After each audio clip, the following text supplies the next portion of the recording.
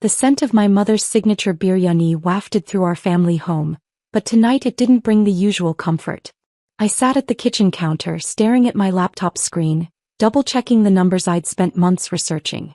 Behind me, Mom slammed cabinet doors with increasing force, her passive-aggressive way of showing disapproval. "Sophia," she said, stirring the pot with more vigor than necessary. $200,000. Your entire savings. For what? Empty desert land in the middle of nowhere. I took a deep breath. "Mom, it's not nowhere. It's strategically located." "Located?" She scoffed. "There's nothing there but dust and cacti.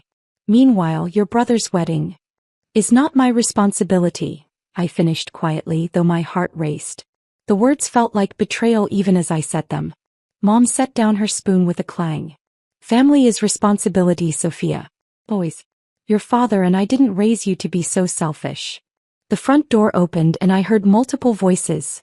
Dad, my brother Adam, and his fiancée Melissa. Perfect timing. The family tribunal was about to begin. "There she is," Adam announced, his voice carrying that fake cheerfulness he'd perfected since getting engaged. My favorite sister, still obsessing over her desert dreams instead of helping with wedding plans? I closed my laptop slowly, buying time to compose myself. The land acquisition documents were sitting in my email, waiting for my final signature. Just 24 more hours and the deal would be mine. 160 acres of prime location desert property that nobody else seemed to understand the value of. Yet, "Adam," I started, "I've already explained that you're abandoning your only brother?" Melissa cut in, her designer handbag swinging accusingly. "Do you know how embarrassing it is to tell people that my future sister-in-law won't even contribute to our special day?"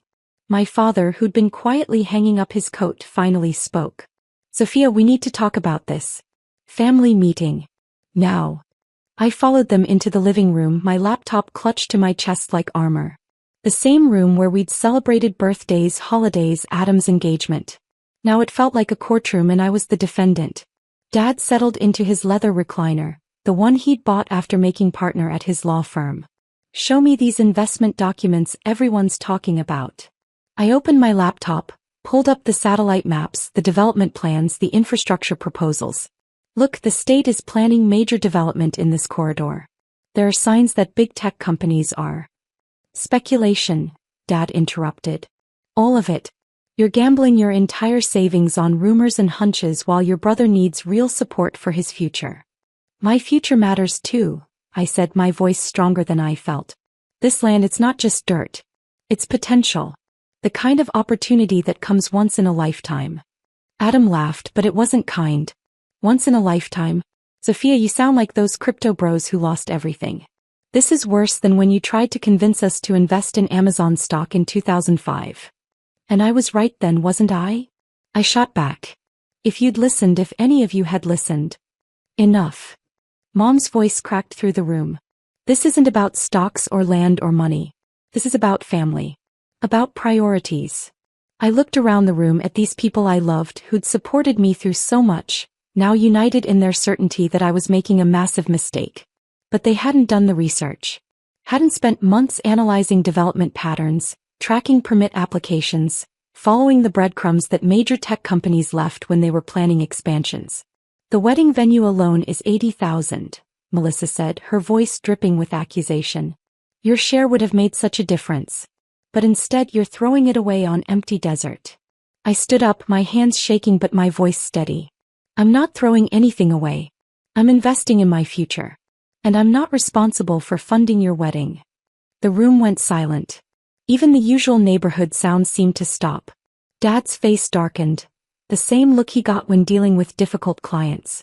"If you do this," he said slowly, "if you choose this foolish investment over supporting your brother's wedding, don't expect to be welcome at that wedding. Or in this house." My heart stopped. "Dad." "He's right," Adam jumped in. "You want to act like you're not part of this family? Fine. Be that way." Mom started crying, soft hiccuping sobs that felt like physical blows. How did we raise such a selfish daughter? I looked at each of them, these people who shaped my life, who taught me to think for myself, to work hard, to follow my dreams, now demanding I abandon those very principles. "I'm not being selfish," I said quietly. I'm being smart. And one day you'll see that. Out. Dad's voice was cold. Take your laptop, take your desert dreams and get out. When you come to your senses, when you're ready to be part of this family again, maybe we'll talk. I packed my laptop with trembling hands, walked to the door on legs that felt like lead. Behind me, Melissa was already whispering about replanning the wedding without me. Mom's sobs had gotten louder. Adam wouldn't even look at me. That desert plot is worthless. Dad's voice followed me out. You're throwing away everything, your family, your future, for worthless dirt. I got into my car, hands gripping the steering wheel until my knuckles turned white. Through the windshield I could see my childhood bedroom window, where I'd spent countless nights studying market trends, learning to analyze opportunities, building the skills that led me to this moment. My phone buzzed, the land acquisition documents ready for final signature. With tears blurring my vision, I signed electronically, watching as my entire savings transformed into 160 acres of desert land that only I seemed to believe in. That night in my small apartment I spread out all my research across the floor. Satellite images, development proposals, infrastructure plans. I wasn't crazy. The signs were there for anyone willing to look closely enough. Major tech companies had been quietly buying up land through shell corporations. The state had approved preliminary plans for massive water and power expansions in the area. Something big was coming. I just had to hold on long enough to prove it. The next few weeks passed in a blur of silence. No calls from Mom, no texts from Adam, not even angry emails from Dad. Just complete radio silence, broken only by social media updates about wedding preparations I was no longer part of. I threw myself into work, tracking every development in the area, following up on every rumor, every permit application. My tiny apartment became a command center of maps and documents. Sometimes late at night doubt would creep in. What if they were right? What if I'd thrown away everything for nothing? But then I'd review my research, double-check my calculations, and the certainty would return. The patterns were there. The signs were clear. I just needed time. It came exactly 11 weeks after my family threw me out. I was at work reviewing property assessments for my real estate firm, when my phone started buzzing. News alerts, text messages, emails, all saying the same thing. Tesla announces new gigafactory location. My hands shook as I opened the press release. There it was, in black and white, the exact corridor I'd invested in. My land wasn't just in the development zone, it was dead center in the planned campus. Within hours my phone was exploding with calls. Real estate developers, investment firms, and yes, Tesla's corporate office. But the calls I waited for, the ones from my family, didn't come. Not that day anyway. I sat in my apartment that night, surrounded by the research that had cost me my family but had just made me a multimillionaire on paper. The same documents they'd called worthless were now worth more than they could imagine. My phone buzzed again. Another offer higher than the last. But I wasn't ready to sell. Not yet. Because this wasn't just about money anymore. This was about vindication. About proving that sometimes, being called crazy by everyone you love doesn't mean you're wrong. It just means you can see something they can't. The morning after Tesla's announcement, I woke up to 78 missed calls. Real estate agents, developers, investors, and buried among them 3 from my mother, 2 from Adam, and 1 from Dad. I ignored them all. Instead, I made coffee and opened my laptop to find my inbox flooded. Subject lines screamed, urgent offer, and immediate purchase opportunity. The most interesting email came from Tesla's acquisition team, requesting a meeting to discuss my property. My phone buzzed again. Sophia. Her voice was small, uncertain. We saw the news. Did you? I kept my voice neutral, years of negotiating real estate deals finally paying off in personal life. Your father. We didn't understand. No, I said quietly. You didn't try to understand. Silence stretched between us, heavy with 3 months of absence. The wedding is next week, she finally said. Maybe you could. I have meetings, I cut her off. With Tesla's corporate team. About my worthless desert plot. I ended the call before she could respond. My hands were shaking, but not from anger. From power. For the first time in my life I held all the cards. The Tesla meeting was scheduled for 2 p.m. at their temporary offices downtown. I chose my outfit carefully, charcoal gray suit, minimal jewelry, hair pulled back. Professional, not desperate. Confident, not arrogant. Ms. Harrison, their lead negotiator, James Wilson, greeted me with practiced warmth. We're very interested in your property. I imagine you are, I replied, taking my seat at the conference table. Given that it's central to your planned campus. He smiled, sliding a document across the table. We'd like to make an offer. I glanced at the number and kept my face carefully neutral, though my heart skipped. It was 8 times what I'd paid 3 months ago. That's an interesting starting point, I said, closing the folder. Wilson's smile faltered slightly. Starting point. Mr. Wilson, we both know this property is essential to your timeline. You've already announced the location. Permits are being filed. Construction crews are being contracted. Delays would be costly. His expression shifted. Now he was really seeing me not just a lucky investor but someone who'd done their homework. What are you proposing? I pulled out my own folder. I have 3 other offers from developers. I also have preliminary approval for my own development plan.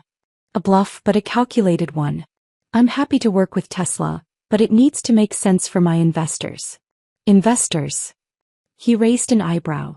A figure of speech, I smiled. Though I do have several interested parties. The dance continued for hours. Numbers were discussed, terms negotiated, conditions debated. By the time I left the building, the sun was setting and I had a letter of intent for a deal worth nearly 12 times my initial investment. My phone had been silently buzzing in my bag throughout the meeting. I finally checked it in my car. Dad, we need to talk. Adam, you could have told us what you knew. Melissa, this doesn't change anything about the wedding. Mom, please come home. Please. I started my car, but instead of heading to my apartment, I found myself driving to our family home. The same home I'd been thrown out of 3 months ago. Dad's car was in the driveway, along with Adam's new BMW. Before I could change my mind, the front door opened. Mom stood there looking smaller than I remembered. I saw your car, she said softly. Please come in. The living room was exactly as I'd left it that night, down to the real estate documents still scattered on the coffee table. Dad sat in his recliner, but he wasn't relaxed. Adam and Melissa sat on the couch, her engagement ring catching the light as she fidgeted. So, Dad cleared his throat. Tesla. Yes, I said, remaining standing. Tesla. Why didn't you tell us? Adam burst out. You knew they were coming. You knew and you kept it secret while we all thought you were crazy. I looked at him incredulously. I tried to tell you. I showed you all my research. You didn't want to listen. Because it seemed impossible, Dad said. Desert land? No development? No infrastructure. No vision, I corrected. No trust in me. No respect for my judgment. Melissa stood up suddenly. This doesn't change anything about the wedding. We've replanned everything without your contribution. We don't need your money now. I laughed and the sound surprised even me. You never needed my money. You wanted my submission. My obedience to family expectations. Well, congratulations. You got what you wanted, a wedding without your crazy sister-in-law. Sophia, Mom pleaded. We're still family. Are we? I turned to her. Because family trusts each other. Family listens. Family doesn't throw you out for believing in yourself. Dad stood up, lawyer mode engaged. We were worried about you. Making such a huge investment with no guaranteed return. Stop. My voice was quiet but firm. You weren't worried about me. You were angry that I wouldn't conform. That I dared to have a vision beyond what you could see. And now you're rich, Adam said bitterly. Is that what you came to tell us? To rub it in? I pulled out my phone and showed them the Tesla offer. The number made Mom gasp and Dad sink back into his chair. I came to show you what believing in myself looks like, I said. What trusting my judgment got me.